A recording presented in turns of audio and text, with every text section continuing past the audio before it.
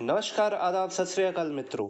आपका स्वागत है आज की बात यानी वॉइस ऑफ टुडे 29 के इस यूट्यूब चैनल पर, जहां पर हर एक न्यूज का विश्लेषण पूरी तकनीकी और बारीकी के साथ किया जाता है। और आज हम बात करेंगे एक ऐसी दुर्घटना के बारे में, एक ऐसे हादसे के बारे में जिसके धमाके की गूंज ना सिर्फ भारत बल्कि ब्रिटेन, पुर्तगाल और कनाडा तक सुनाई दी है। हम बात कर रहे हैं अहमदाबाद प्लेन क्रैश के बारे में।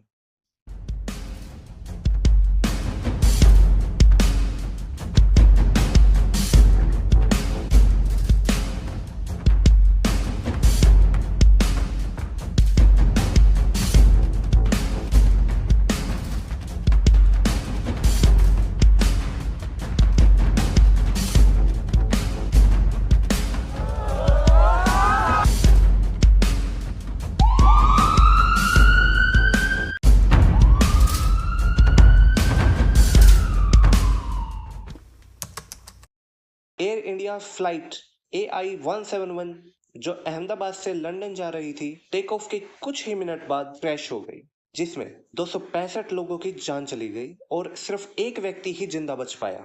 अब यहाँ ये सवाल जरूर आता है, क्या ये टेक्निकल फेलियर या कोई ह्यूमन एरर?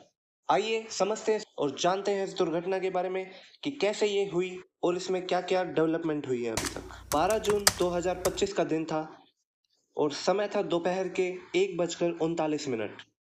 अहमदाबाद एयरपोर्ट से टेक ऑफ कर बोइंग 787 ड्रीम लाइनर क्रैश हो गई। हालांकि इस दौरान पायलट ने मेडे कॉल भी दिया, लेकिन तब तक ATC से कनेक्शन टूट गया था और इसी के ठीक चंद मिनटों बाद प्लेन सीधा BJ मेडिकल कॉलेज के हॉस्टल पर जा गिरा, जिसमें 10 स्टूडेंट्स की मौके पर ही मौत हो गई।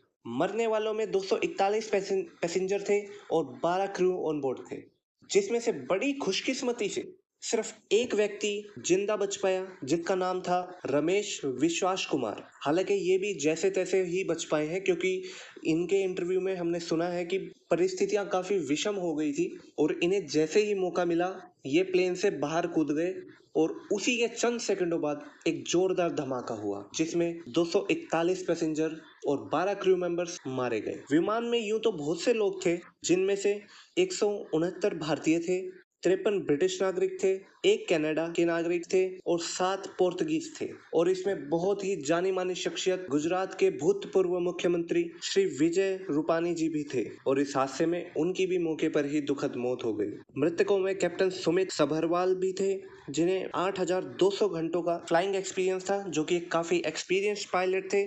और साथ ही में फर्स्ट ऑफिसर के पद पर तैनात थे ऑफिसर क्लेव कुंदर, जिन्हें 1100 घंटे का फ्लाइट एक्सपीरियंस था। बहरहाल इसके 28 घंटों बाद ब्लैक बॉक्स को भी रिकवर कर लिया गया है और तत्काल रूप से director general of civil aviation यानी DGCA ने भी एयर इंडिया के बोइंग 787 फ्लीट को एक्स्ट्रा इंस्पेक्शन की निगरानी में रखा है। लेकिन यहाँ एक्सपर्ट्स का कहना है कि ये दुर्घटना फ्यूल सिस्टम, इंजन कंट्रोल या हाइड्रोलिक फेलियर से भी हो सकती है।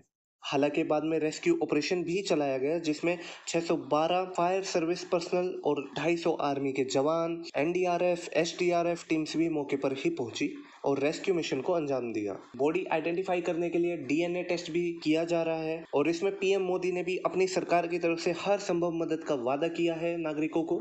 और इसमें एक राहत की सांस लेने वाली बात यह है कि टाटा ग्रुप ने अपनी तरफ से 1 करोड़ मुआवजे का ऐलान किया है और साथ ही एयर इंडिया ने 1.5 करोड़ देने का वादा किया है। हालांकि इसकी पुष्टि मॉन्ट्रियल कन्वेंशन के द्वारा दी गई है, लेकिन सवाल अब भी यही है कि क्या ये हादसा टल सकता था?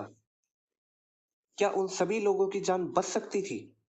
दोस्तों, ये एक हादसा नहीं है, बल्कि पूरे भारत के नागरिकों के लिए, अभी तो पूरे विश्व के नागरिकों के लिए एक वेकअप कॉल है। क्योंकि हम अक्सर देख रहे हैं कि थोड़े थोड़े समय बाद देश और विदेश के किसी न किसी कोने पर कोई ना कोई विमान हादसा हो ही जाता है और इसमें शासन प्रशासन को ये समझने की जरूरत बहुत ज्यादा है कि नागरिकों की सेफ्टी एक चर्चित विषय बनता जा रहा है सरकार के लिए, शासन प्रशासन के लिए। सरकार को ये देखना होगा कि सिविल एविएशन में सेफ्टीज को क्या पुख्ता तौर पर इम्प्लीमेंट किया जा रहा है या फिर इसमें कहीं ना कोई छोटी मोटी चूक रह रही है, जिसकी वजह से ये विमान हादसे हो रहे हैं। बहरहाल आप क्या सोचते हैं इस बारे में? अपने विचार हमें कमेंट सेक्शन में जरूर बताएं। आपके और मेरे विचार सरकार तक जल्द से जल्द पहुंचाने के लिए इस वीडियो को ज्यादा से ज्यादा लाइक कीजिए, सब्सक्राइब कीजिए और शेयर कीजिए और कमेंट सेक्शन में जरूर बताइएगा कि क्या सिविल एविएशन में एविएशन सेफ्टी को सुधारा जा सकता है, तो आप अपने किन किन विचारों को सरकार तक पहुंचाना चाहते हैं,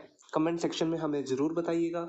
हम और आप मिलकर अपनी बात को सरकार तक जरूर पहुंचाएंगे और ये सुनिश्चित करेंगे कि सरकार इसमें पूरी जिम्मेदारी अपनी निभाए और आगे से ऐसे विमान या और किसी प्रकार के भी यातायात हादसे भविष्य में या तो बिल्कुल ना हो या फिर बहुत ज्यादा कम हो। इसी के साथ मैं अपने शब्दों को विराम देता हूँ और आपके ऊपर ये जिम्मेदारी छोड़ता हूँ कि आप सरकार तक इस बात को कितना जल्दी पहुंचाते हैं। बहरहाल, आगे आने वाले अपडेट्स के लिए इस चैनल को सब्सक्राइब कर लें और बेल आइकन को क्लिक कर दें ताकि हर वीडियो का नोटिफिकेशन सबसे पहले आपके पास पहुंचे।